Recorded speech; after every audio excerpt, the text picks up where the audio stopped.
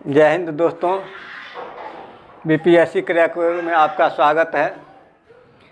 मैं रामूर्ति सिंह आज आप लोगों के बीच फिर से एक नया वीडियो लेकर के आया हूं, जो कि प्राचीन भारतीय इतिहास के साहित्यिक स्रोत के बारे में है। दोस्तों, इसमें बहुत सारे ऐसे ग्रंथ हैं, बहुत सारे ऐसे काव्य हैं, पुस्तक हैं, जिनके बारे में बार बार बीपीएससी या अदर पीसीएस में पूछा जाता है। तो दोस्तों, हम प्राचीन भारतीय इतिहास के साहित्यिक स्रोत को दो भागों में बांट सकते हैं। पहला भाग है धार्मिक साहित्य और दूसरा है धर्मेतर साहित्य। धार्मिक साहित्य के अंतर्गत दोस्तों वेद, वेदांग, सूत्र साहित्य, उपनिषद, पुराण, महाकाव्य, बौद्ध साहित्य सभी आते हैं। और सबसे इसमें पहला जो आता है इसमें है वेद। प्राचीन भारतीय इतिहास के बारे में जानने के लिए वेद हमारा बहुत ही महत्वपूर्ण महाकाव्य है, साक्ष्य है। तो जनपद काल से पहले के जानकारी के बारे में, यानी कि वैदिक काल की जानकारी के बारे में हमें सिर्फ जानकारी इस वेद से ही मिलती है और इसके कोई साक्ष्य नहीं है। वेद के आधार पर ही हम वैदिक काल के बारे में जानकारी प्राप्त करते हैं। और वेद में भी सबसे पुराना जो सबसे प्राचीन वेद है वो है ऋग्वेद। वेद तो चार होते हैं दोस्तों, वेद चार होते हैं, चार वेद होते हैं। सबसे जो पहला है ऋग्वेद। ऋग्वेद जो है सबसे प्राचीन वेद है और इसमें सबसे ज़्यादा श्लोक भगवान इंद्र पर दिया हुआ है। इंद्र के बारे में लगभग 250 श्लोक में इसमें लिखा गया है। और इसमें ऋग्वेद में 10 मंडल हैं। इसके बारे में हम आपको जब वैदिक काल में जब पहुंचेंगे तो इसके बारे में हम विस्तृत जानकारी आपको देंगे। तो ऋग्वेद ये हो गया। ऋग्वेद में सबसे ज़्यादा जो ऋचा लिखा गया है, मंत्र लिखा गया, श्लोक लिखा गया है, वो है इंद्र के बारे में। उसके बाद नंबर आता है अग्नि के बारे में। अग्नि के बारे में 200 मंत्र इसमें लिखे गए हैं। लेकिन दोस्तों, एक बार पूछ दिया था कि ऋग्वेद का सबसे पहला श्लोक कौन सा है, किस देवता को समर्पित है, तो ये आपको देखने के लिए बहुत कम जगह मिलेगा। लेकिन आप ऋग्वेद जो है, ऋग्वेद का सबसे पहला श्लोक अग्निदेव को समर्पित है। दोस्तों, इसके चार ऋग्वेद के बाद आते हैं यजुर्वेद,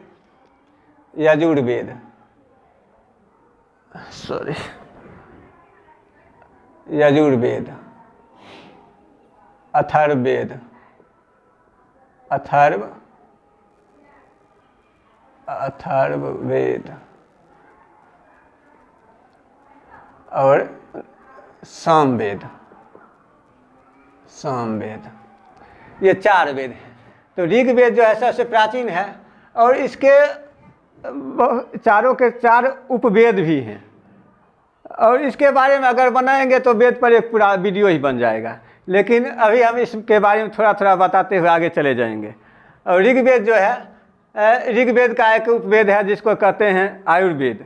ऋग्वेद का है आयुर्वेद। यजुर्वेद का जो है वो है धनुर्वेद।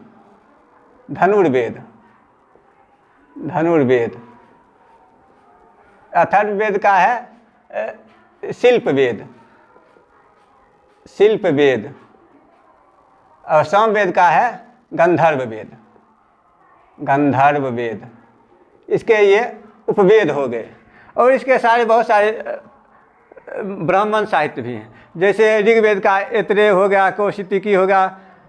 यजुर्वेद का एक ब्राह्मण है, अथर्ववेद का गुपथ ब्राह्मण हो गया, सामवेद का पंचविश ब्राह्मण हो गया, यजुर्वेद का शतपथ ब्राह्मण हो गया। ये सब इसके ब्राह्मण ग्रंथ हैं। तो दोस्तों, इसके बारे में अगर हम पूरा देने लगेंगे जानकारी तो इसमें एक पूरा वीडियो ही बन जाएगा। लेकिन अब इसको अब छोड़ देते हैं। वेदांग जो होते हैं से 6 होते हैं। वेदांग 6 होते हैं: शिल्प, शिक्षा, कल्प, व्याकरण, निरुक्त, छंद, और ज्योतिष, ज्योतिष,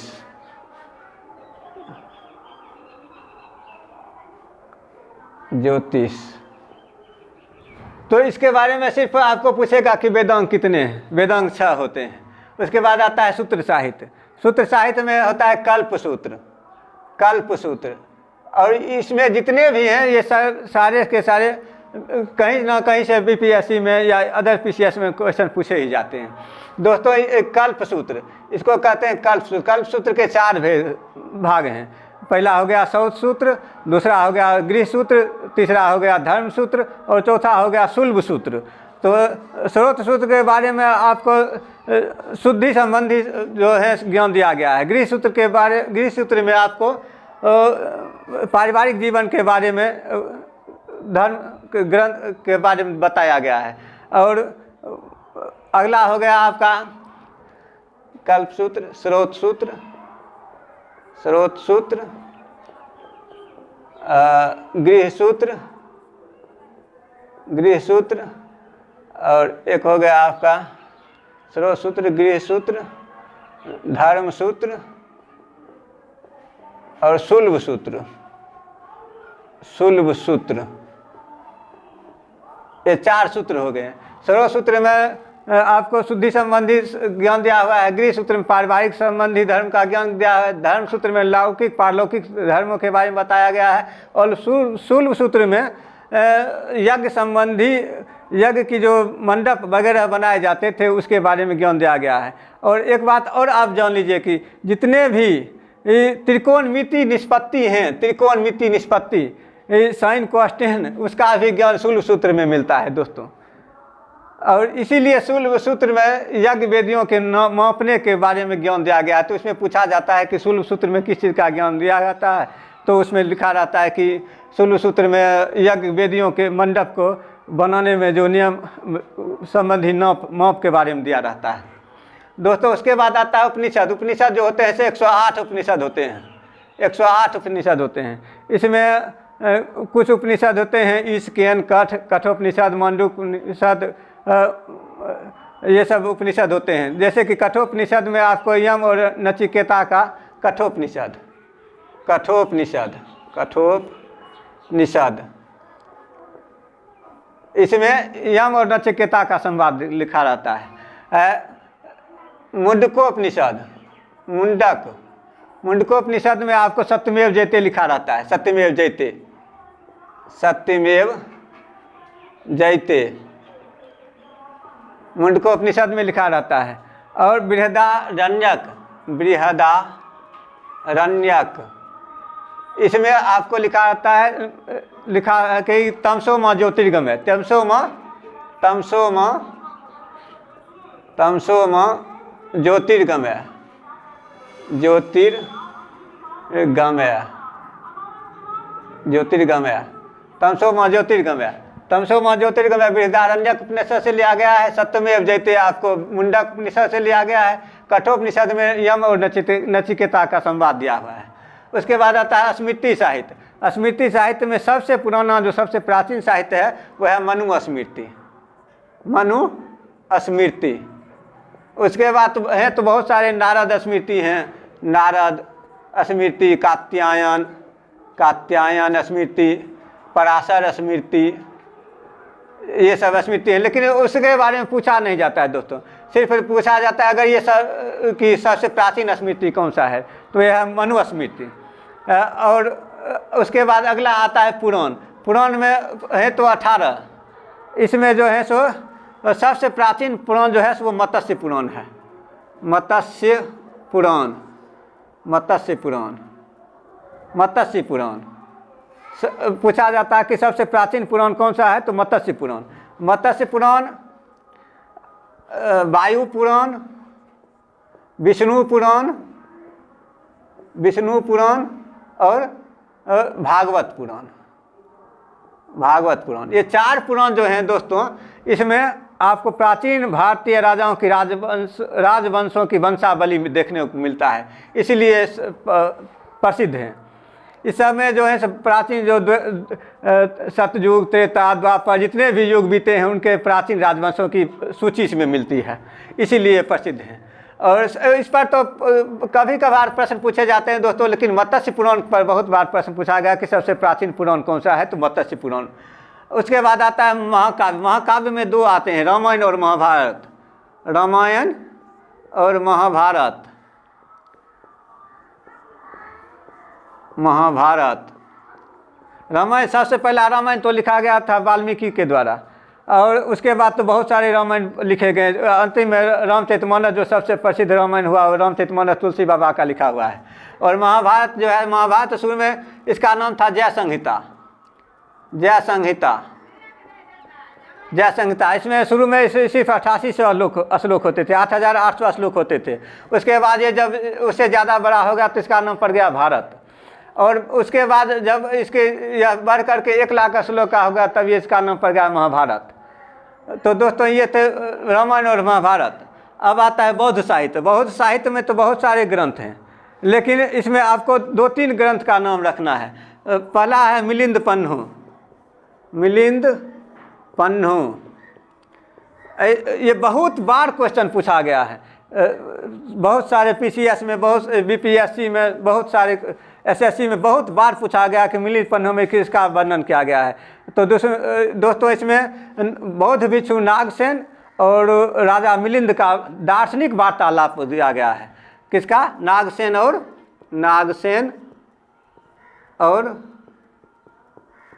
मिलिंद का। नागसेन और मिलिंद का दार्शनिक वार्तालाप दिया गया है। तो उसके बाद आता है इसमें अंगुत्तर निकाय। अंगुत्तर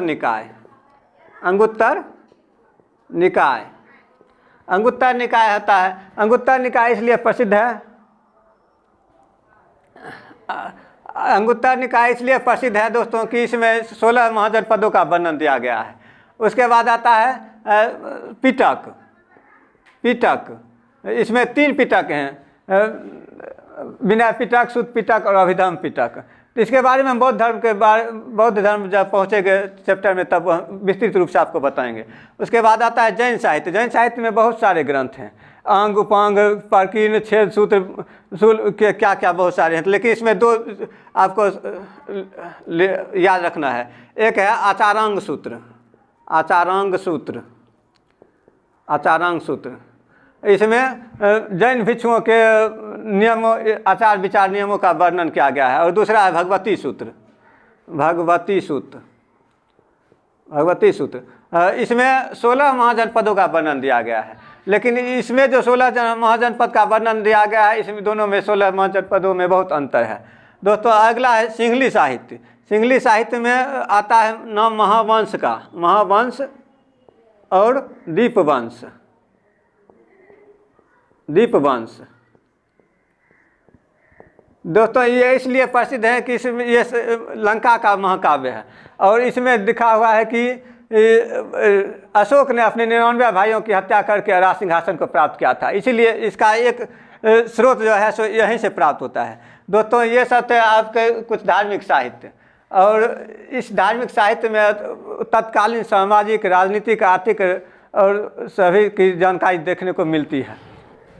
दोस्तों ये थे आपके धार्मिक साहित्य, और अब ये वीडियो बहुत लंबा हो जाएगा, इसलिए हम इसको अब यहीं पर स्टॉप कर रहे हैं, और अगले वीडियो में हम आपको धर्मेतर साहित्य के बारे में बताएंगे। तो दोस्तों इसी के साथ आज ये वीडियो ख़त्म करते हैं। जय हिंद, जय भारत।